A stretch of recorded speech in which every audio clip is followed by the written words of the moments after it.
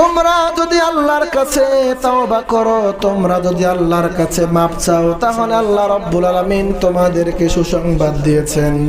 সুসংবাদটা হচ্ছে ইউরসিলিস সামাআ আলাইকুম মিদরারা ওয়া ইউমদিদুকুম বিআমওয়ালিন ওয়া বানিনা ওয়া ইয়াজআল লাকুম জান্নাত ويجعل لكم جنات ويجعل لكم أنهارا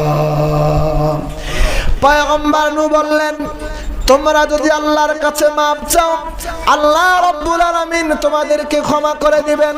এবং আল্লাহ রাব্বুল আলামিন তোমাদের জন্য সুসংবাদ দিয়েছেন। আল্লাহ বলেন, আমার বান্দাদেরকে মাফ করে দিয়ে আমি আল্লাহ আমার বান্দাদের জন্য আসমান থেকে মুষলধারে বৃষ্টি নাজিল করব। আরো জোরে বলি সুবহানাল্লাহ। এই আয়াত এবং এই আয়াত দ্বারা আমরা বুঝতে পারি, আমরা যখন আমাদের যখন গুনাহ হয়ে যায়, আমাদের যখন পাপ হয়ে যায়, তখন আল্লাহ রাব্বুল আলামিন জমিনের ভিতরে বৃষ্টি দেয় না। বৃষ্টির জন্য আমরা নামাজ পড়ি কি পড়ি না? প্রত্যেকটা মসজিদের ভিতরে মুসল্লিরা বলে, হুজুর একটু দোয়া করেন, ফসলগুলো নষ্ট হয়ে যাচ্ছে।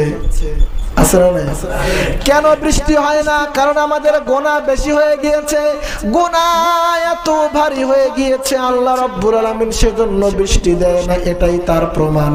আল্লাহ বললেন, তোমরা যদি মাফ চাও মাফ করে দেব, আর মাফ করলে আমি আল্লাহ রাব্বুল আলামিন তোমাদের জন্য আসমান থেকে বৃষ্টি নাজিল করব। ধরে বলি সুবহানাল্লাহ। শুধু বৃষ্টি নয়, ওয়ায়ুমদিদকুম বিআমওয়ালিন ওয়া বানিন, আল্লাহ বলে আমি আল্লাহ তোমাদেরকে ধনী বানায় দেব। সুবহানাল্লাহ।